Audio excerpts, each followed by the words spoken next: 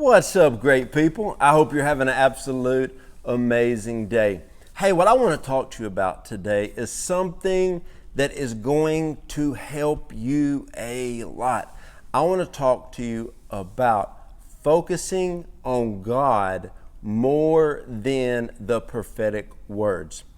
I see so many people that, especially in conferences and conventions, and when I do revivals, they'll run up to the altar and they'll want a prophetic word. And as I release a word to them and I pray for them, I just kind of feel sometimes in my spirit that they're not in the place that they could fully steward the word. And so by the end of the time that I'm praying, I'm saying, hey, but remember, you got to go after God hard to see this word fulfilled. And I tell you a funny story. One time I was at a meeting. I was really young, and there was this minister, and I mean, she was prophesying over everybody. Didn't know anybody in the room, but she was prophesying so accurate over every person. And I noticed that in about 3 people, she was going to come to a girl who was not living for God, but she was up there with holy hands raised unto the Lord, and fitting in and look like everybody else. But when this prophetess got to her, she said, girl, you don't need a prophetic word. You need to strengthen your relationship with Jesus Christ. You need to seek God, not a word. And then after the service was over, she walked up to that girl and she said, hey, I wasn't trying to embarrass you, but the weight of a prophetic word would destroy you if you weren't walking with God, because once your spirit man received that word and your life didn't match it, it would be a weight unto you. You got to get in the right place to be able to handle the word. See, I see so many people who are frustrated with life because they are carrying around prophetic words that they can't actually produce because they're not in a rightful place. And so what you got to understand is you have to focus on God more than the prophetic word. Now, let's read this real quick. Proverbs 3, 5, and 6. It says, trust in the Lord completely and do not rely on your own opinion. Well, what does that mean? Well, what it means is you got to, what the Bible just said, trust in the Lord completely. Not rely on your own thoughts, your own ways, or your own opinions. Well, why is that? Because, see, we get a supernatural prophetic word from God. It could be your supernatural, your calling, your dreams, whatever. Supernaturally, from the kingdom, your kingdom come, your will be done on earth as in heaven. But then we try to steward it by thinking naturally through our natural mind. Listen, you can never steward your prophetic word out of the natural mindset. That's why I talk so much about having a kingdom mindset.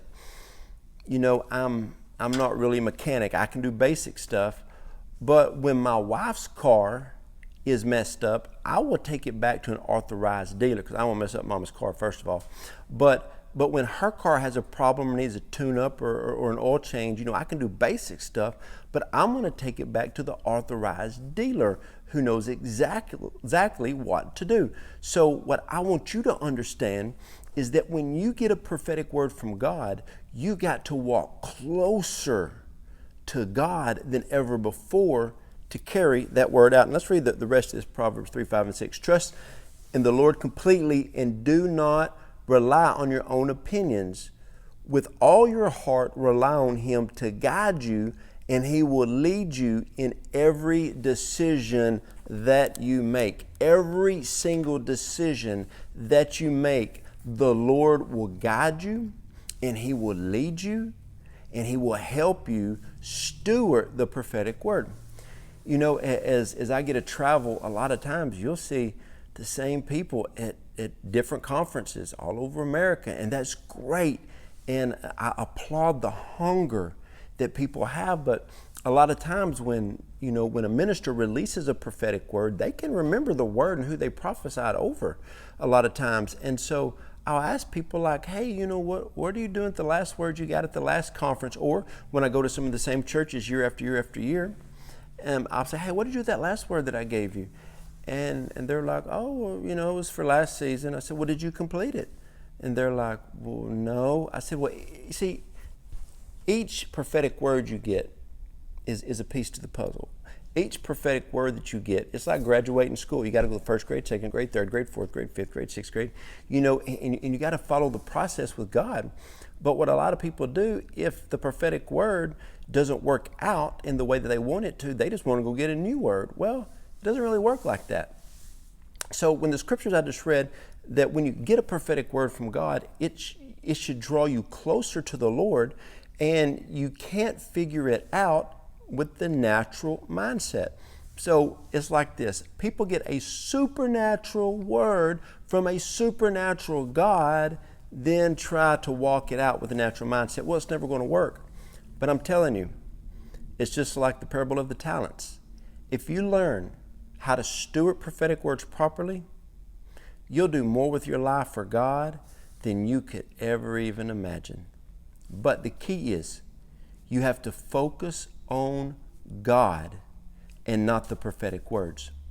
The prophetic word is not the main thing. God is the main thing. The prophetic word is your assignment.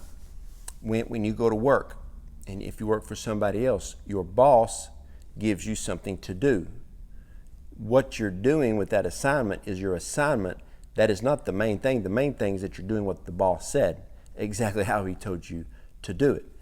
And so you got to understand that, because I see so many people who are simply missing the mark in life because they get the prophetic word and they're so consumed with the prophetic word, they forget about the one that actually spoke to them. They're the one that holds the keys to their destiny, the keys to their dreams, and they don't focus on Him. You got to stay focused on the Lord.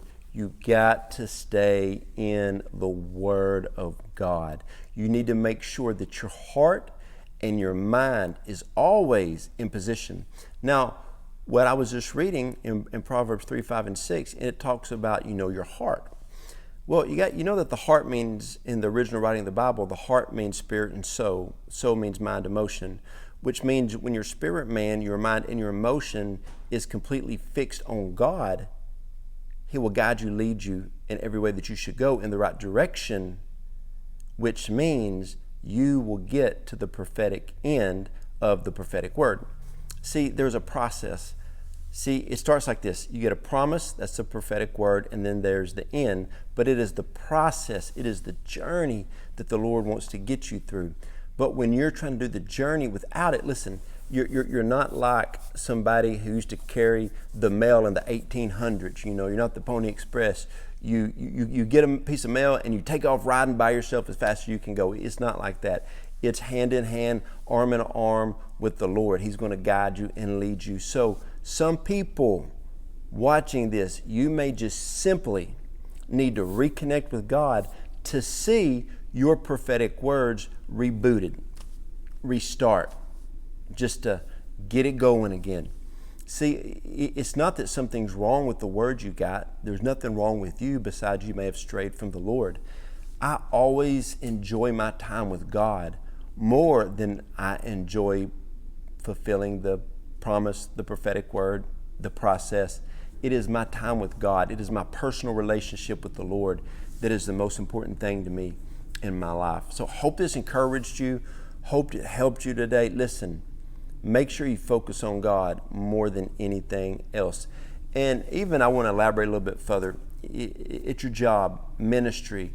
I see people who burn out all the time in ministry, and they come and talk to me, and I say, hey, the reason you burn out is because you did ministry, but you walked away from your personal relationship with the Lord. And I said, it's sad, but far too many times, young people who get in ministry and man, they were seeking God with all their heart and fasting and prayer. But then when they get into ministry, they get so busy, they quit seeking the Lord as much. Same thing with business owners. People pray that God would help them launch that business. And then when they get going in that business and things are hectic and busy, and all of a sudden they forget what got them there. It was their personal walk with the Lord. It was staying focused on the assignment of God. And I just want to encourage you with that today. Stay close to God, focus on Him. He is the most important thing in your life. And by doing that, you will fulfill everything God has called you to do.